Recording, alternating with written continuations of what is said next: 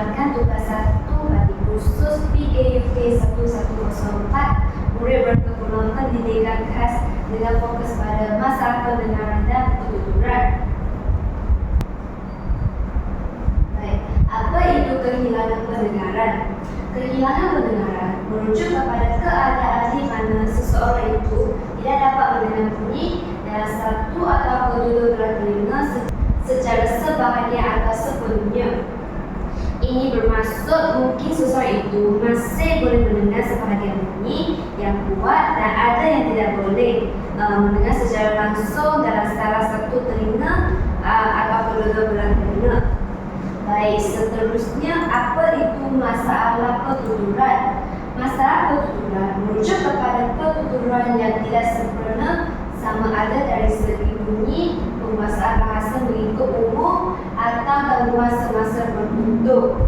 Ini bermaksud seseorang itu mungkin mengalami kesukaran dalam menyebut perkataan dengan betul atau mengalami kelewatan dalam penguasaan bahasa dan menghadapi gangguan dalam kelancaran pertuturan. Untuk memahami dengan lebih lanjut mengenai masalah pendengaran, saya telah menjalani penilaian menggunakan audiogram bagi menentukan tahap kehilangan pendengaran bagi kedua belah telinga dan mengenal pasti jenis kehilangan pendengaran yang dialami serta mengkaji implikasi masalah terhadap pesakit. Baik, sebelum menilai audiogram, saya akan terlebih dahulu menjelaskan tentang audiogram itu sendiri.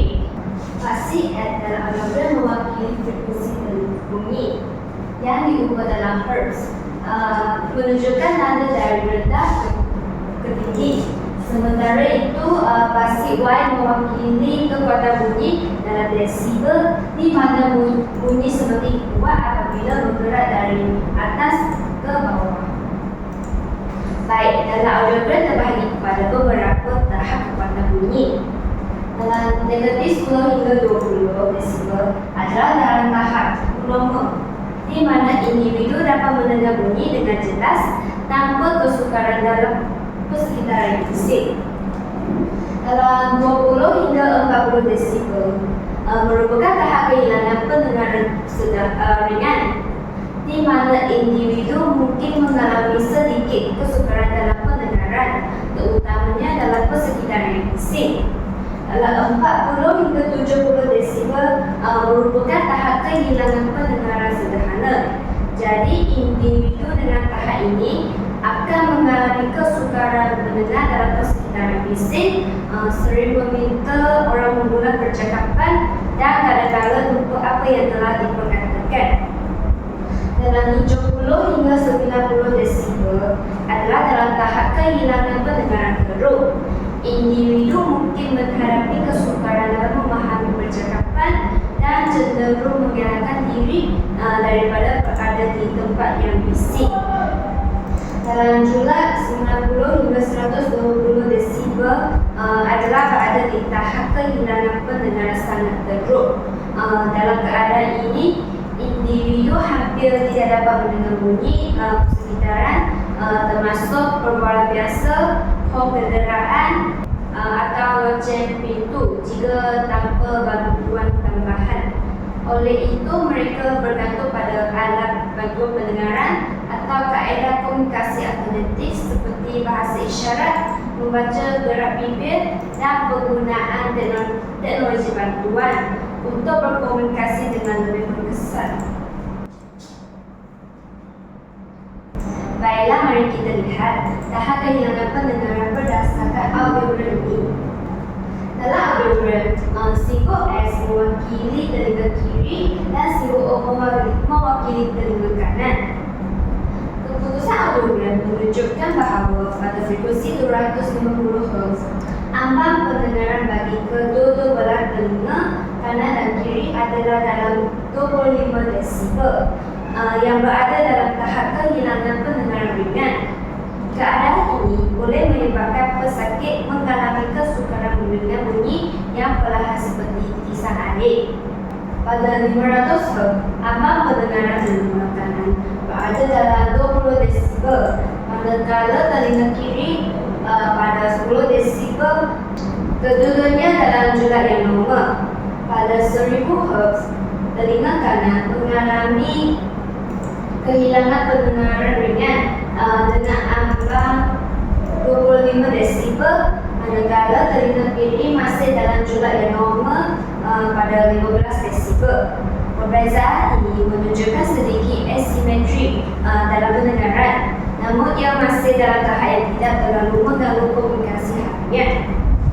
Dalam frekuensi 1500 hingga 2000 Hz, ambang pendengaran bagi kedua telinga meningkat daripada 20 desibel hingga 40 desibel, menandakan kehilangan pendengaran tahap sederhana.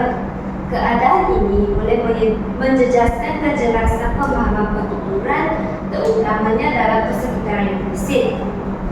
Pada frekuensi 3000 hingga 4000 Hz, ambang pendengaran terus meningkat, menunjukkan kehilangan pendengaran sederhana teruk pada kedua belah telinga. Pada 6000 Hz, ambang pendengaran telinga kanan menunjukkan kehilangan pendengaran teruk dengan ambang melebihi 70 desibel, manakala telinga kiri masih dalam tahap kehilangan sederhana teruk. Akhir sekali, pada 8000 Hz, ambang pendengaran telinga kanan menurun sedikit ke tahap sederhana teruk dalam jumlah 60 hingga 70 desibel, manakala telinga kiri menunjukkan peningkatan ambang pendengaran dan mencapai tahap kehilangan pendengaran teruk pada 75 desibel. Keputusan akhir ini menunjukkan corak kehilangan pendengaran yang semakin meningkat pada frekuensi tinggi yang boleh memberikan kesan kepada keupayaan individu untuk memahami pertuturan dengan jelas, terutamanya dalam keadaan bisik. Next. Berdasarkan tahap kehilangan pendengaran yang telah dikenal pasti, pesakit ini mengalami kehilangan pendengaran jenis sensorineural. Kehilangan pendengaran jenis ini berlaku akibat kerosakan pada telinga dalam, terutamanya dalam koklear atau saraf pendengaran. Antara faktor risiko kehilangan sensorineural ialah penuaan disebabkan pertambahan usia menyebabkan sel rambut dalam koklear semakin lemah dan akhirnya mati secara semula-jadi. Kesannya pendengaran individu akan merosot dari semasa ke semasa. Kedua, pendedahan kepada bunyi yang kuat. Bunyi yang terlalu kuat seperti bunyi mesin industri atau muzik berkelantangan tinggi boleh merosak sel rambut dalam koklear secara kekal. Oleh itu, individu yang bekerja di persekitaran mesin seperti kilang, tempat pembinaan atau bertugas sebagai anggota tentera, polis serta juruterbang berisiko mengalami kehilangan pendengaran. Ketiga, faktor genetik. Setengah orang mungkin mewarisi genes tertentu yang menyebabkan kehilangan pendengaran sejak lahir atau usia tertentu. Sebagai contoh, gen QJB2 dikenal pasti sebagai punca utama kehilangan pendengaran kongenital. Baik, bagaimanakah saya boleh menentukan jenis kehilangan pendengaran ini? Disebabkan audiogram ini menunjukkan kehilangan pendengaran yang lebih ketara pada frekuensi tinggi, terutamanya pada telinga kiri yang mengalami kehilangan pendengaran lebih teruk pada 8000 Hz. Selain itu, kedua belah telinga ini menunjukkan ambang pendengaran melebihi 20 desibel, mengesahkan bahawa pesakit mengalami kehilangan pendengaran sensorineural.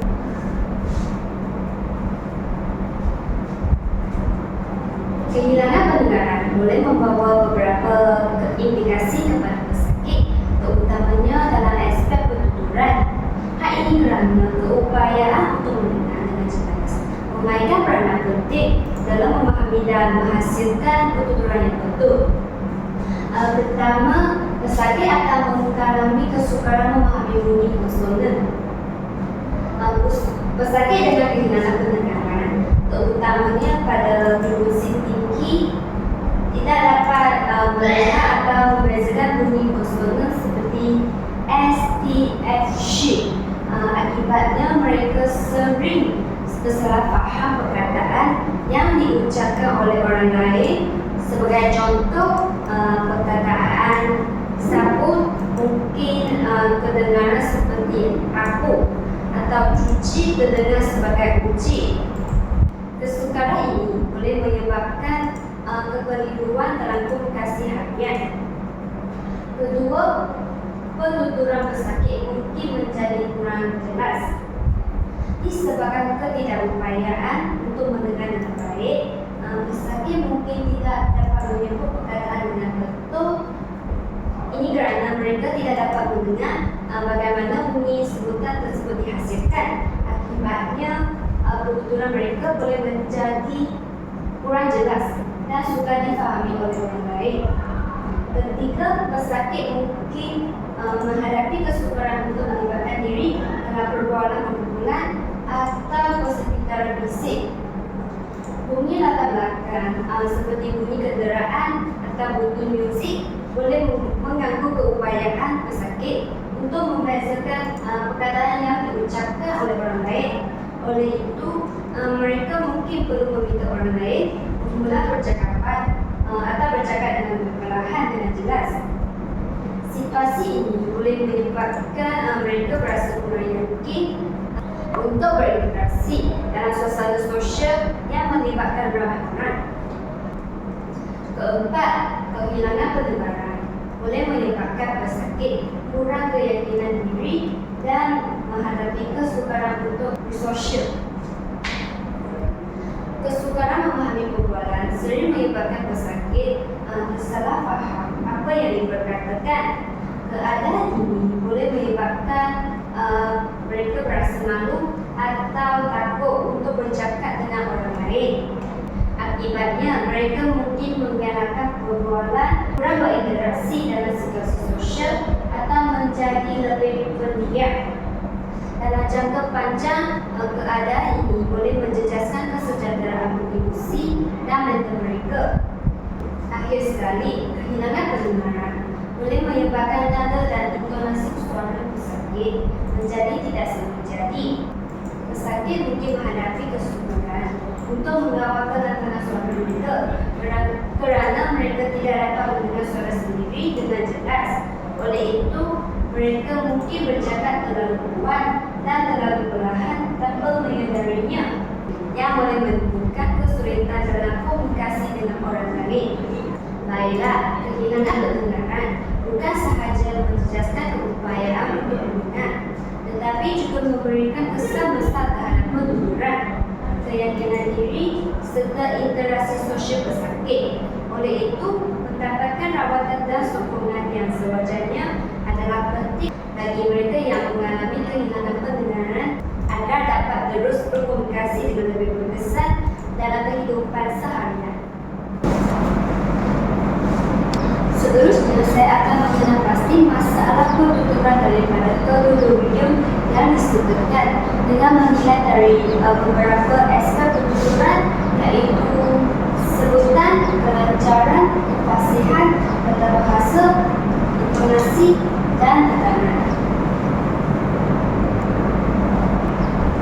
Sebelum menilai video yang diberikan, saya akan menerangkan maksud bagi setiap aspek penuturan.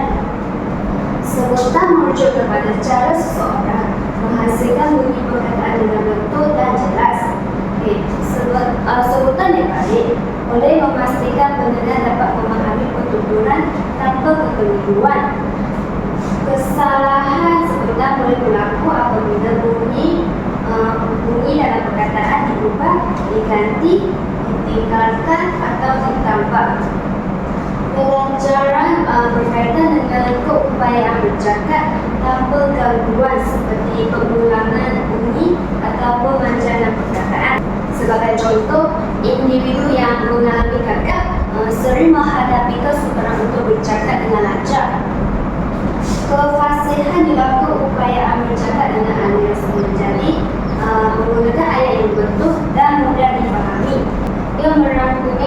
dalam menyusun perkataan dan idea secara tersusun.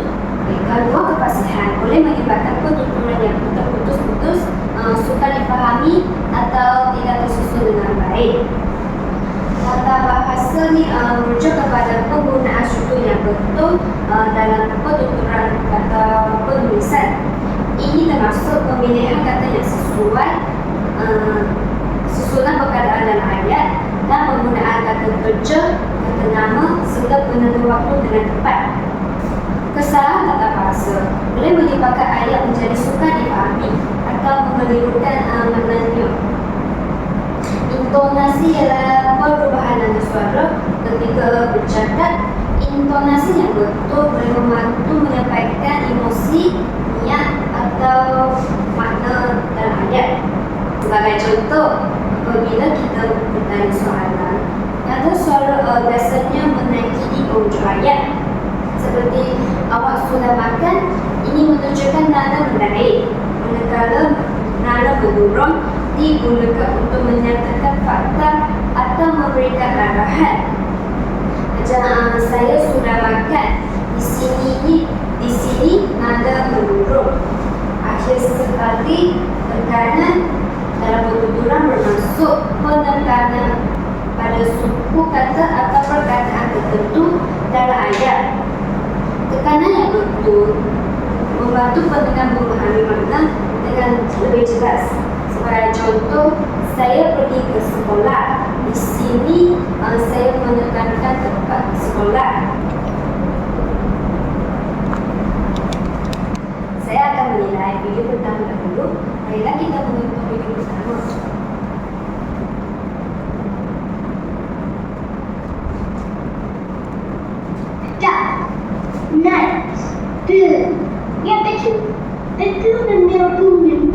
The little hole. Spoon's a big one, but what's this one? Got A cup, but what did you say? A big? a big spoon and a little spoon and a big fork and a little fork. My name is David. I am success at 7. I am 7 Good. I live in a blue house. With a good was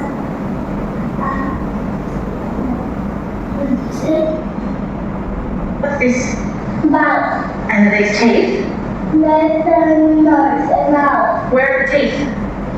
Nose and nose. Does the crocodile have teeth? So another has nose. Where are the teeth? Nose.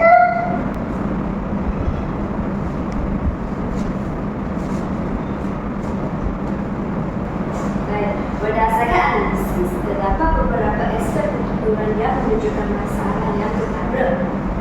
Pertama, dari aspek pertuturan, terdapat yang jelas dalam bahasa dan bunyi perkataan.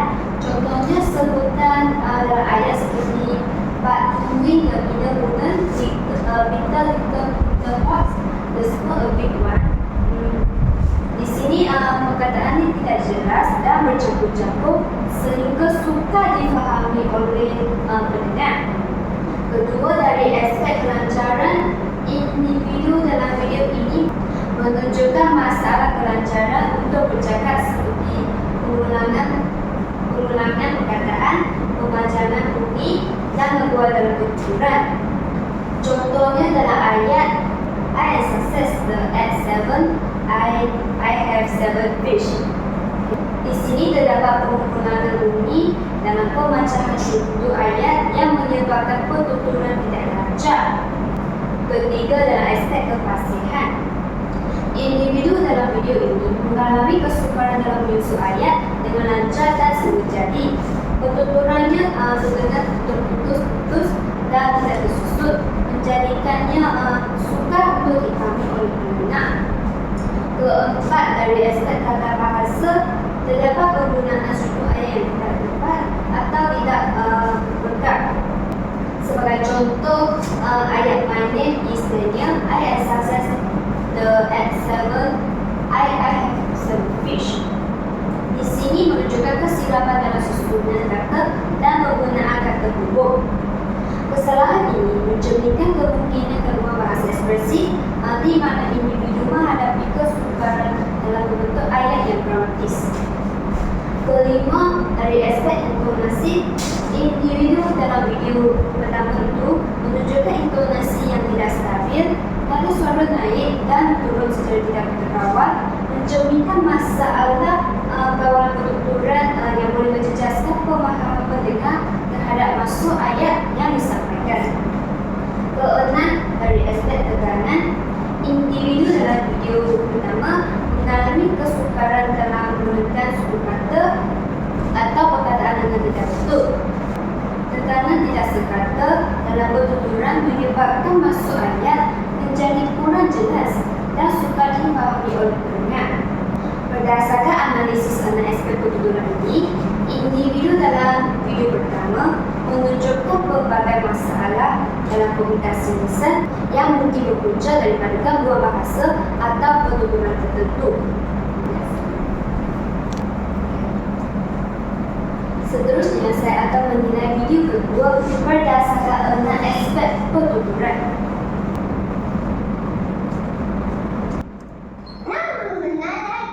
They say talk is cheap.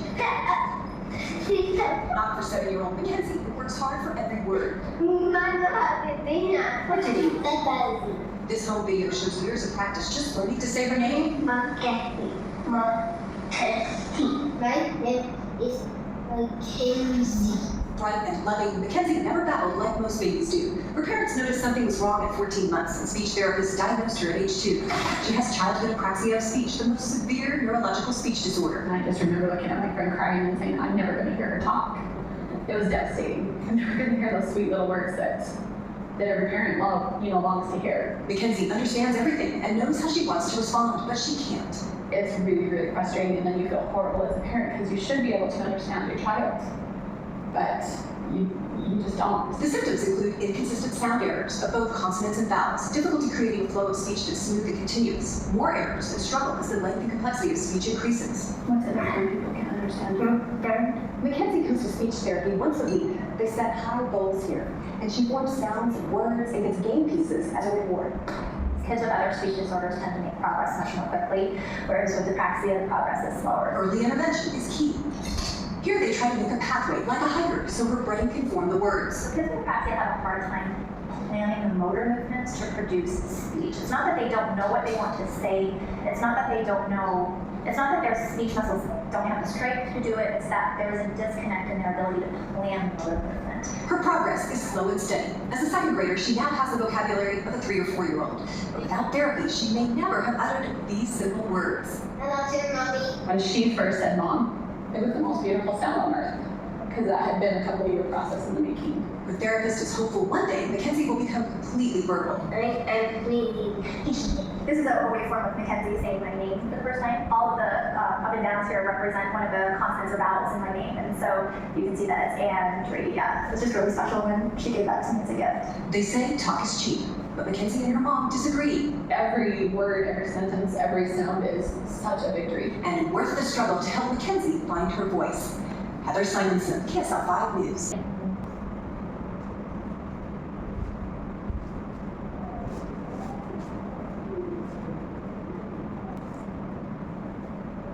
Baik, pertama dari aspek sekitar, Mackenzie mengalami kesukaran dalam bahasa ini dengan betul. Beliau mempunyai ciri utama spasial pertuturan yang menyebabkan kesilapan konsonan dan mobil yang tidak konsisten. Kedua dari aspek kelancaran, Mackenzie menunjukkan kesukaran bercakap dengan ucap kerana perlu berusaha keras untuk menghasilkan setiap bunyi dan perkataan. Perjuangan ini mengganggu aliran pertuturan dan menyebabkan komunikasi menjadi lebih mencabar. Ketiga dari aspek kefasihan Mackenzie menjejas akibat kesukaran dalam merancang pergerakan motor untuk pertuturan. Ini menyebabkan lebih banyak kesilapan, terutamanya apabila panjang dan kerumitan ayat terlukat. Selain itu, magazin juga hanya mempunyai aliran bahasa setara anak-anak berusia 3 hingga 4 tahun walaupun sudah berumur 7 tahun.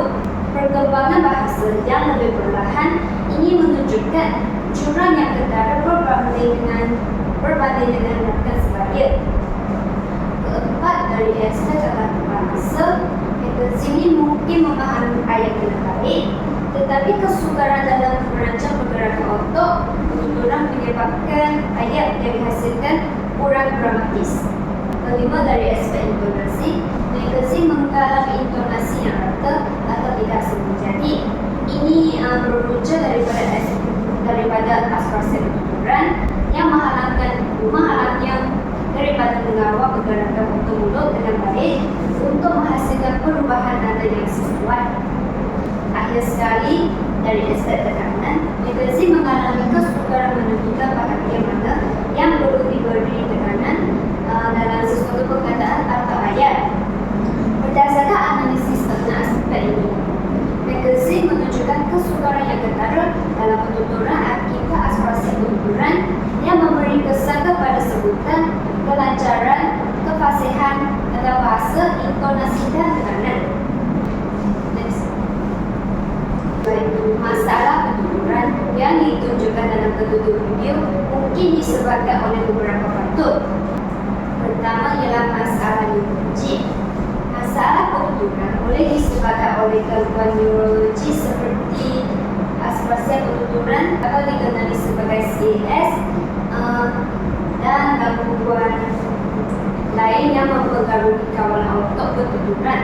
Sebagai contoh, aspirasi penuturan seperti yang dialami oleh magazin ialah gangguan neurologi yang menyebabkan kesukaran dalam merancang dan menyelaraskan pergerakan otak untuk bercakap.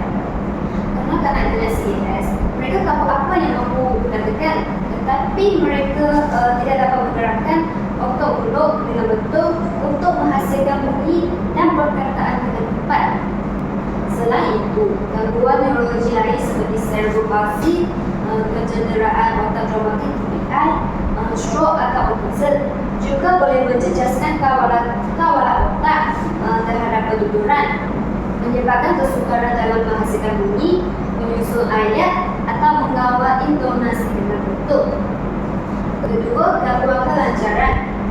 Dalam video pertama, individu itu menunjukkan pengulangan bunyi, pemanjangan perkataan, dan gangguan penuturan yang merupakan tanda gagap.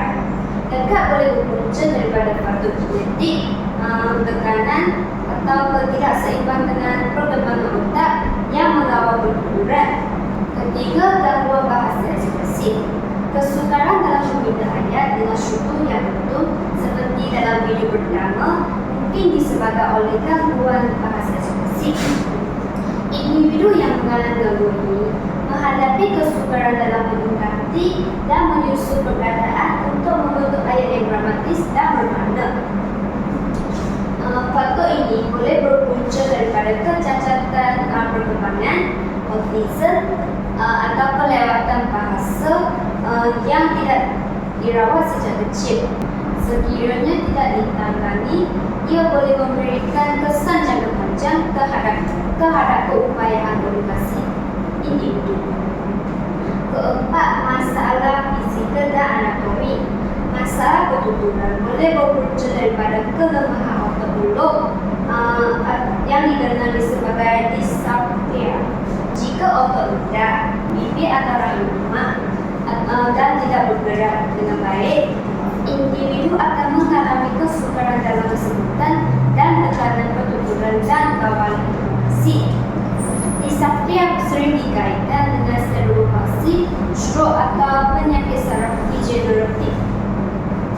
Selain itu, struktur mulut dan gigi yang tidak lembut juga boleh menjejaskan kejelasan penuturan. Keadaan seperti sumbing bibir dan langit, ketidakselarasan gigi atau lidah pendek boleh menyebabkan kesukaran dalam menghasilkan bunyi dengan jelas dan betul. Baik, kesimpulan. Intervensi dan perawatan awal memainkan peranan penting dalam membantu individu dengan masalah pendengaran dan ketuturan untuk mencapai kesejahteraan hidup. Intervensi awal boleh membantu individu dengan masalah pendengaran berkomunikasi dengan kebebasan, menekan terhadap ketuturan, dapat meningkatkan kemahiran komunikasi dan kualiti hidup individu dengan masalah ketuturan dan pendengaran. Baik, sekian, terima kasih.